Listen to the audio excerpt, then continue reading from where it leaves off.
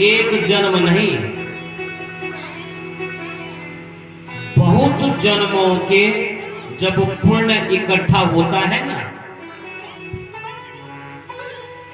उन पुण्यों का फल मिलता है, तब ऐसा सौभाग्य मिलता है भगवान की कथा सुनने का, भगवान की कथा का आयोजन करने का, सत्संग करने का, दान करने का, पुण्य करने का। जो आप हम सब बैठे हैं ना, ये हमारे पुण्य अर्जन है। अन्यथा इस समय में कई लोग अपने घरों में सोए होंगे, कुछ लोग बाजार गए होंगे, कुछ लोग हॉस्पिटल गए होंगे।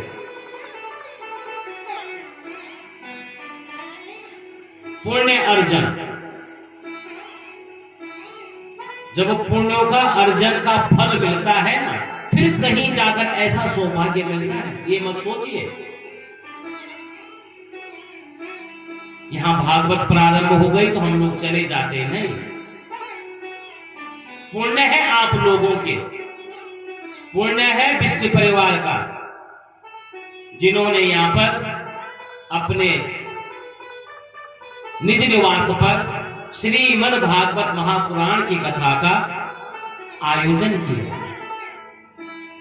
ये तर्पण तत्व कथा है, ये ज्ञान कथा है। इस कथा को सुनने वाला परम गति को पा जाता है। जीवन में जितने कष्ट हो, दुख हो, उन सभी दुखों का, संतापों का हरण हो जाता है। भगवान की कथा का इतना बड़ा महत्व है जीवन। हम लोग हर बात को सामान्य रूप में ले लेते हैं, लेकिन भाग्योदयेन बहुजन्म समर्जिते, बहुत जन्मों के जब हमने पुण्य किए, उन पुण्यों का जब अर्जन हुआ, उन पुण्यों के कारण हमको ये सौभाग्य मिला, आप हम आमने सामने बैठे। नहीं तो कहां के आप रहने वाले, कहां के हम रहने वाले, कहां का ये भाई रहने वाला, सब इकट्ठा हो गए। ये हमारे आपके पुण्यों का ही फल है।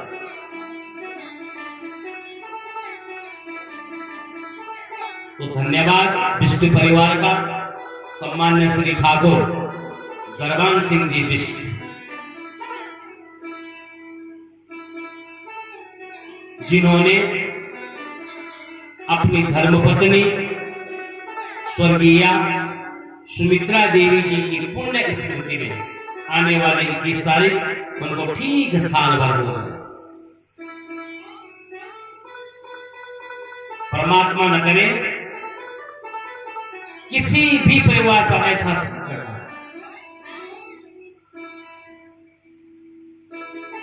जब कोई पारिवारिक सदस्य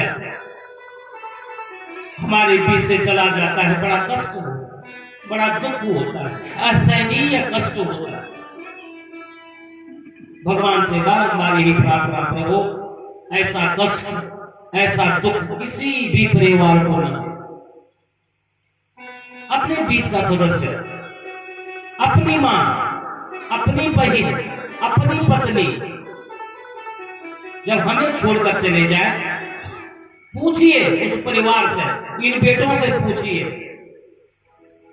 सुमित्रा जी के धर्मपति से, उनके पति से पूछिए, उनके नाती पोतों से पूछिए, उनकी बेटी दामाद आए हैं जिन्होंने अपनी मां खोई है, नाती पोतों से पूछिए जिन्होंने अपनी दादी खोई है, बेटी को पूछिए ना जिसने अपनी मां खोई।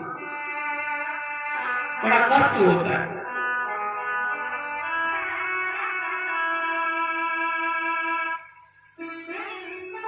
अपने परिवार का सदस्य अकस्मात जब हमें छोड़कर चला जाए, बड़ा असहनीय कष्ट होता है। तो इस परिवार पर बड़ा संकट आए। उनके दोनों भाई भी मौजूद हैं। हमें पता है भाइयों की कितनी प्रिय बहन, सुमित्रा देवी जी अपने भाइयों को भाई नहीं समझते थे, बच्चे की तरह उनको पाला। वो स्वीकार करते हैं इस बात को कि हमारी दीदी नहीं, वो हमारी मां थी। बड़ा गर्व होता है। भगवान न करे किसी को ऐसा कष्ट मिले। और आज हम उनको याद करने के लिए, उनको परमात्मा अपनी चरणों में शरण दे, इसलिए हम प्रार्थना करने के लिए यहां पर बैठे हुए आप हम सब। उनका व्यवहार, उनकी प्रकृति आज की आंखों के सामने घूमती है। खुद हमें एक बच्चे की तरह उन्होंने पाला।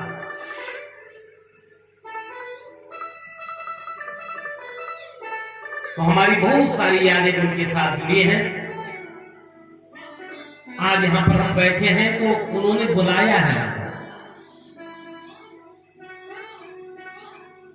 हम बैठे हैं उनको याद कर रहे हैं, भगवान का नाम ले रहे हो, उनको अपने चरणों में स्थान देना, बस यही हमारा संकल्प। हम बाकी कर भी क्या सकते, हम उनको वापस नहीं ला सकते, लेकिन घर परिवार का आप हम सबका जो दायित्व है, जो धर्म है, इतना ही है। हम बारंबार परमात्मा के चरणों में अपनी प्रार्थना रखें और भगवान से प्रार्थना करें, भगवान उनको अपने चरणों में जगह दे। बस इतना ही हमारे पास हमारी सामर्थ्य है। तो पिछले साल 2021 30 अप्रैल को हमारे बीच से चली गई थी। बहुत सारे परिवारों पर ऐसा संकट आता है।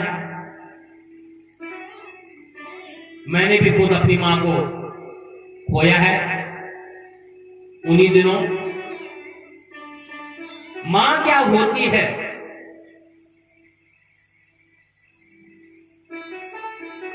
ये वही जान सकता है जो सेवक पुत्र हो। मां का प्यार, मां का लाड़, इस सृष्टि में मां का जैसा रिश्ता और कोई पवित्र रिश्ता नहीं। मां अपने गर्भ में हमको धारण करके रखे 9 महीने तक। 10वें महीने में मां हमको जन्म देती है। इसी समय को देखिए आप।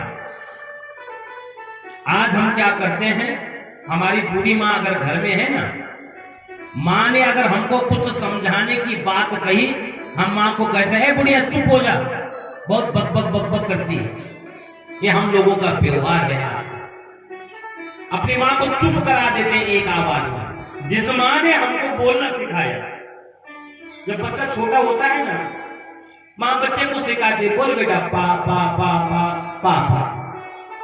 जिस मां ने हमको चलना सिखाया, आज हम उस मां को धक्का देने के लिए तैयार हैं। मां ने उंगली पकड़ के सिखाया हमको, बेटा खड़ा हो, थोड़ा थोड़ा चलना सिखाया था मां ने।